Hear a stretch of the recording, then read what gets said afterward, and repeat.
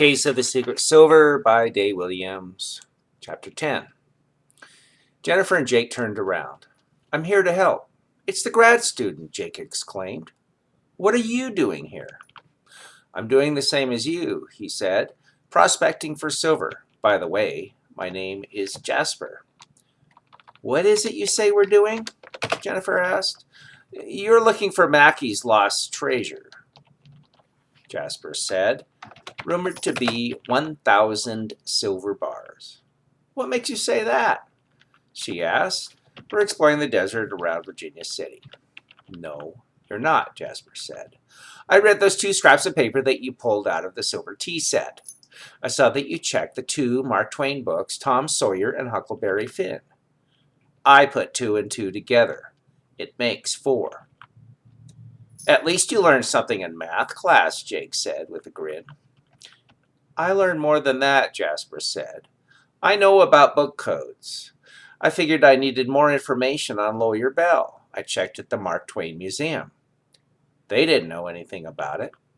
I checked at the bookstore, and the man sold me a book on lawyers in Virginia City." "So you came down here, didn't you?" Jennifer asked. "I came down here, but I couldn't find anything. But I had seen you 2 riding your bikes around town. I went east and hid behind some trees. I waited.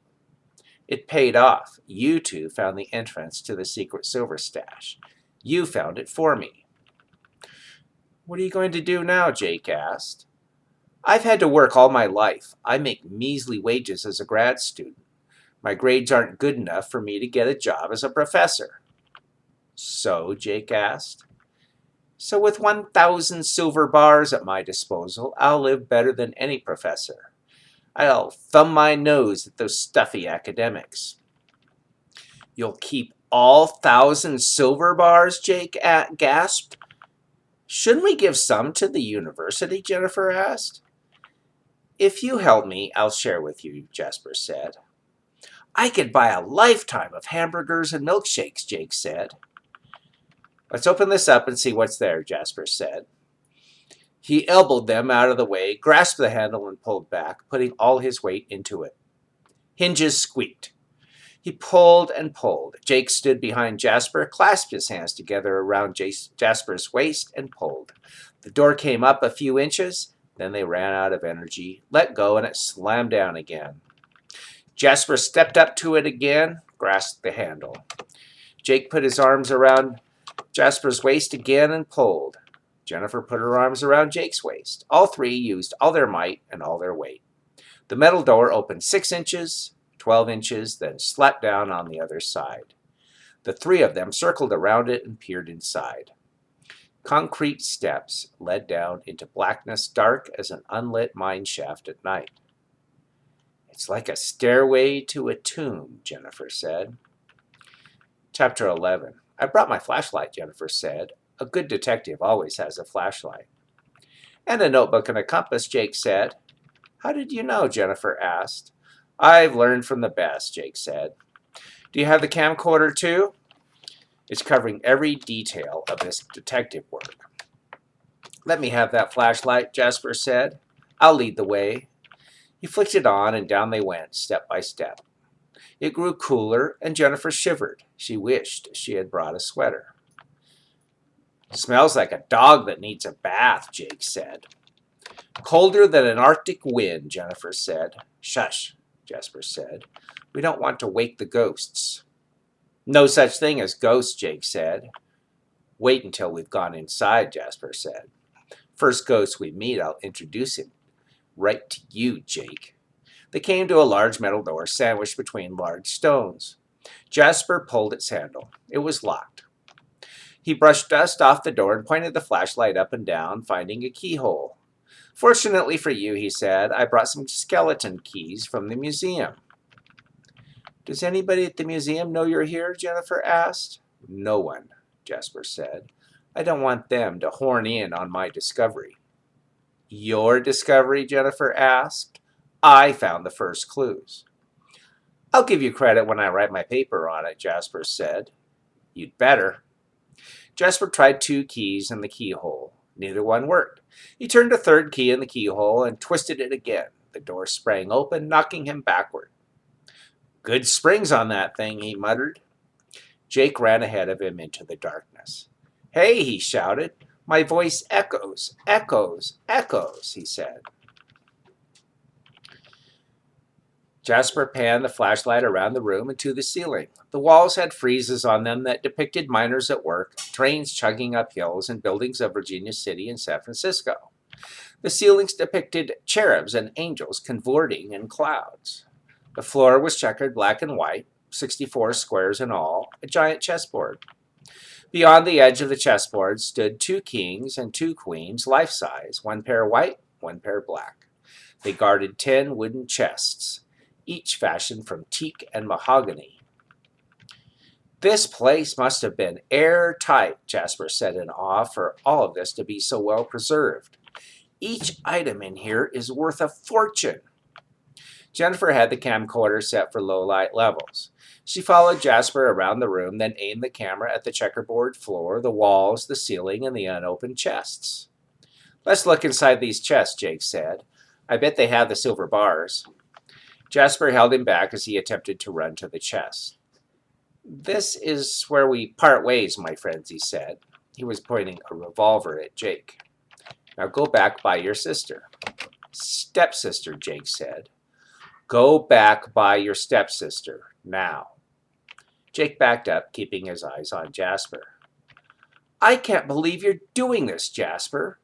"I thought you liked me," Jennifer said. "I do like you. I like money more," Jasper said. "I need those silver bars. I'll be set for life." "You wouldn't shoot us," Jake said, stepping closer to Jasper. "We're kids." "Get back," Jasper cried. "Don't try my patience." Jake came closer, closer, step by step. Bang! The shot echoed like a cannon in the underground chamber. Chapter 12. Jennifer caught everything on camera. First, Jake screamed, "You missed!" and rushed Jasper, who tried to step aside and fire another shot. Jake spun around and kicked Jasper in the chin, knocking his head back. Then Jake kicked the gun out of his hand.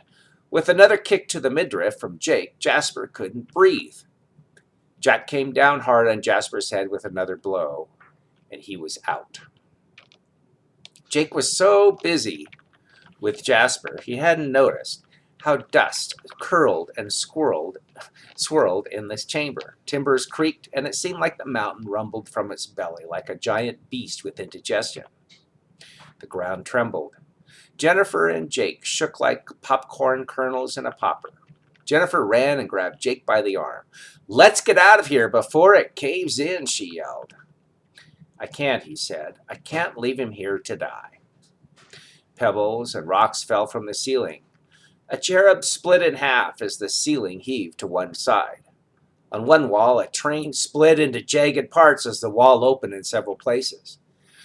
The life-size kings and queens swayed back and forth until they toppled to the floor. Summoning strength he never knew he had, Jake dragged Jasper's motionless form across the floor. As he pulled the body toward the stairs, the timbers in the back of the underground chamber cracked and fell. The ceiling sloped downward, a pointed mass, like a monstrous beast that had awakened from its sleep. "Faster, Jake! We'll be buried alive!" Jennifer cried. Puffing, his head throbbing, Jake came to the stairway with Jasper's body, the clothes torn to rags.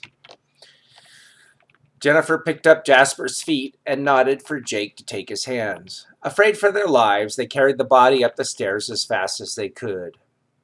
Behind them, the underground chamber, churned and choked like a crazed bull fighting for its life. They didn't look back. When they reached the halfway point, another pair of hands helped them carry Jasper. They reached the top and placed Jasper's body on the Virginia City sand. Jennifer and Jake rested their hands on each other's shoulders. They gasped and panted for breath. "Thanks," Jake said to Jennifer, and he nodded to the bookstore owner because he was out of breath and could not speak anymore. "I knew something was up when that fellow came into my bookstore," said the bookstore owner. "Then I saw 2 children come in asking about the same subject. I put on my deputy sheriff hat, as it were, and followed you. I almost lost you when you stopped for lunch at the Silver Queen. I know the owner, and he told me which way you went. I came down here to see what you, your stepsister, and that fellow were up to." Jake said, "Sister. She's my sister." Jennifer smiled and hugged him. "You're no brat," she said. "You're lucky you didn't get shot. I've called the sheriff. He'll arrest this miscreant and put him in jail. I'm taking you two to a nurse for a quick check, then we'll call your parents." "What about the underground chamber, the silver bars?" Jennifer asked. "The Story County Sheriff will handle it."